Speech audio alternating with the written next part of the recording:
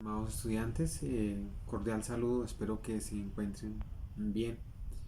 Eh, para la clase de hoy, 18 de marzo, el tema previsto es el utilitarismo y la ética del deber de Kant. A través de este pequeño video me voy a centrar en comentar las ideas centrales de estos dos enfoques éticos. Eh, Solamente a eso, pues obvias razones, no me voy a extender en este video. Mm, el utilitarismo. Mm, ¿Cuál es la idea central del utilitarismo? Recordemos que todos los enfoques éticos o la gran mayoría tratan de responder a una pregunta. Esa pregunta es ¿cómo sé que mi acción es moralmente correcta? ¿O cuándo sabemos que una acción es moralmente correcta? La respuesta del utilitarismo va a ser la siguiente, que es muy llamativa, que es muy seductora.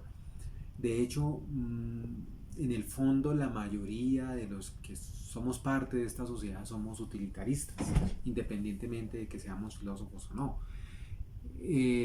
o que tengamos cierta cercanía con la filosofía o no. Muchas de las decisiones importantes en los gobiernos, por ejemplo, son de tipo utilitaristas. Cuando ustedes escuchan a un político, a un gobernante decir,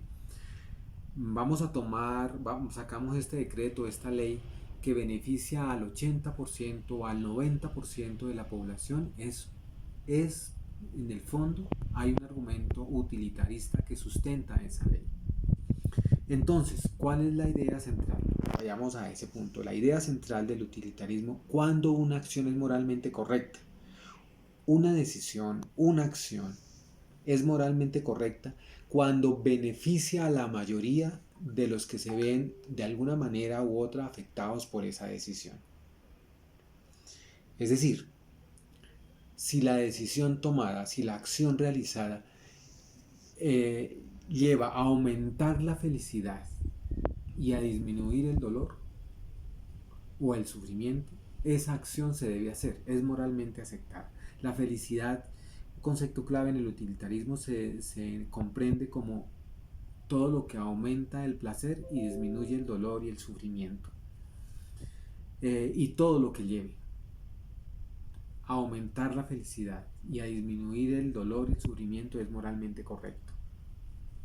Eso no solamente por el agente moral, el que realiza la acción, no, porque eso sería un hedonismo puro y no. Los utilitarismos, al menos clásicos, los que ustedes ven referenciados en el texto, es no solamente pensando en la felicidad de la gente, de quien hace el autor, sino de la mayoría de los que se ven afectados por esa acción.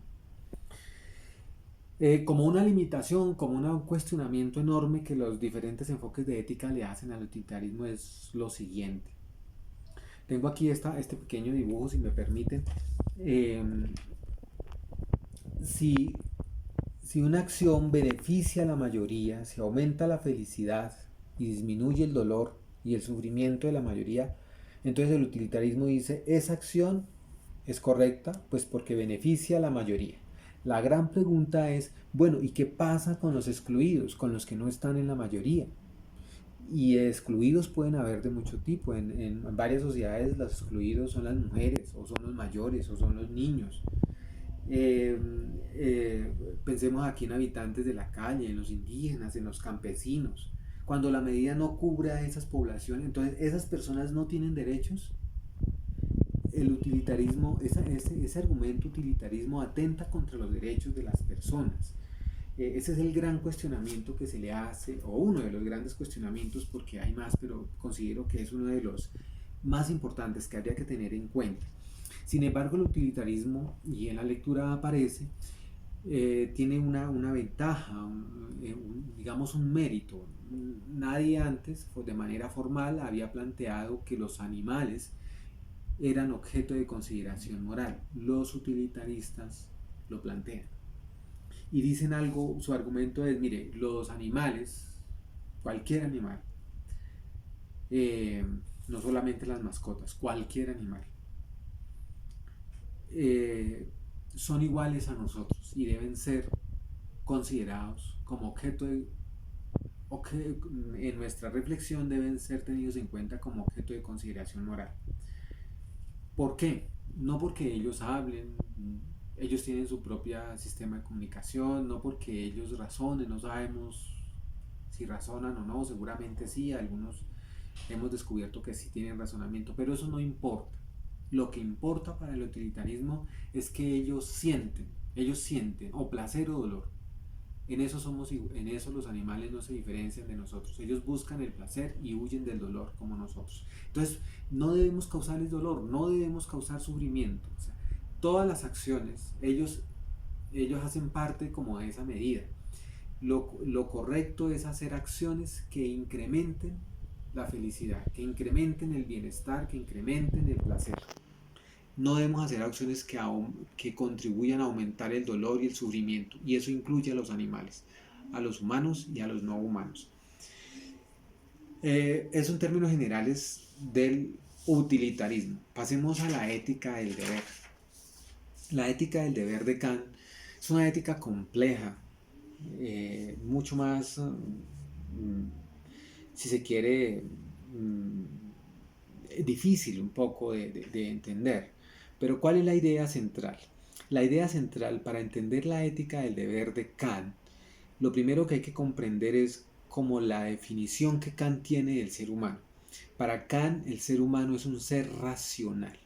Eso es lo que define al ser humano, lo que nos diferencia incluso de los animales es que somos seres racionales.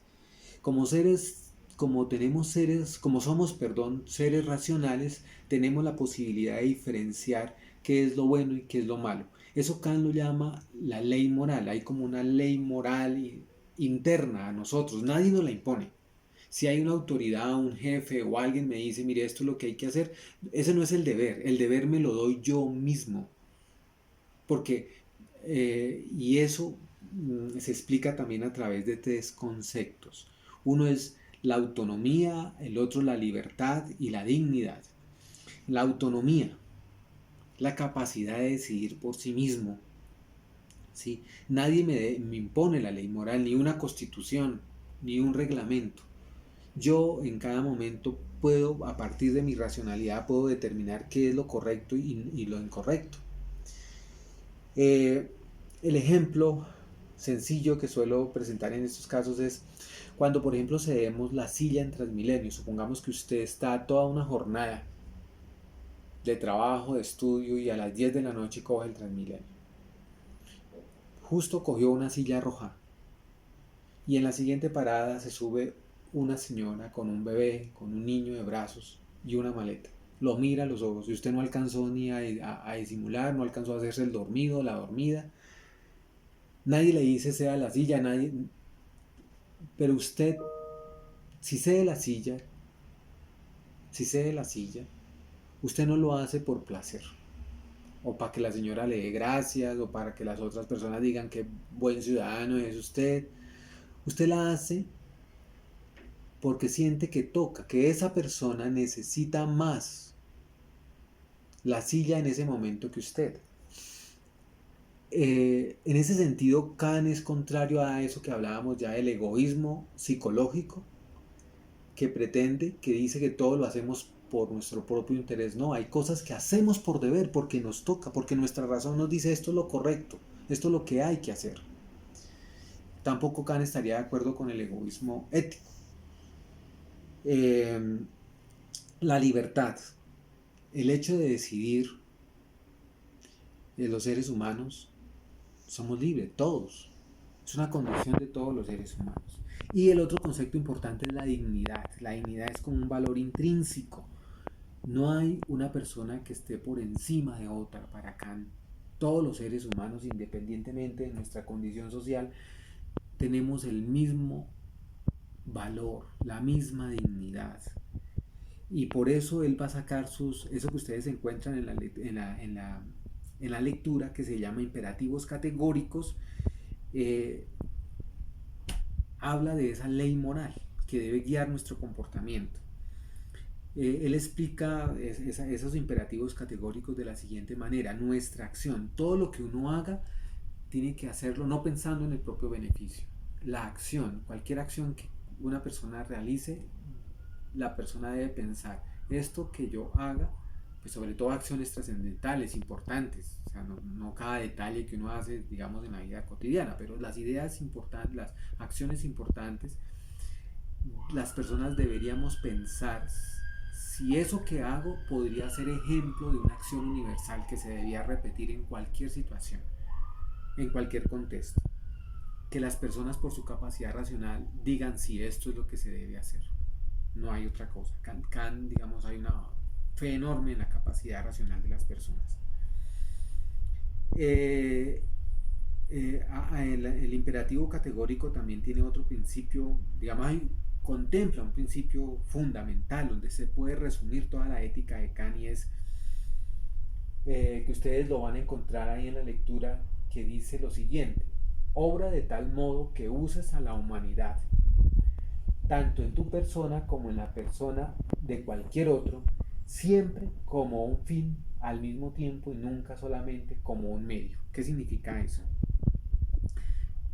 La acción que es moralmente correcta es cuando eh, tratamos a los demás como fines en sí mismos y nunca como medios o un instrumento.